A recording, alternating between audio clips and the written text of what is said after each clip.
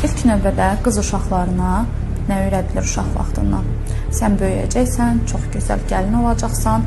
Niyə görə qız uşaqlar doğulan kimi özlərini tanımağa başladıqları an ancaq gəlinciyə meyilli olurlar. Elə onlar da maşına meyilli olsunlar da, onlar da ev tikməyə meyilli olsunlar. Desinlər ki, mənim villam olacaq, mən səhnələrdə olacağam, mən nə bilim, nazirlikdə işləyəcəm. Niyə görə ilk növbədə gəlinciyə meyilli olurlar? Çünki qız obrazlarından, qız uşaqlarının öyrəndiyi tək bir şey var. Anam çox gözəl ev xanımıdır. Hələ biz gözəllik tərəfdən baxaq. Anam aşırı qoruyucu mələkdir. Mən də onun kimi olmalıyam. Qız uşaqlarının tərbiyələndirilməsi birbaşa evdən başlayır. Evdə valideyn uşağına amandır, oğlanlara salam vermə, amandır, səni kimlənsə gülən görməyim, amandır, qız uşaqsan adına söz gələr, amandır, oturma, amandır, mini geyinmə, amandır, sevgi münasibətin olmasın. Sevgi münasibəti də, istər reql dönəmi də qızlara öyrədilə biləcək bir şeydir və bu aşırı abartılacaq bir şey deyil.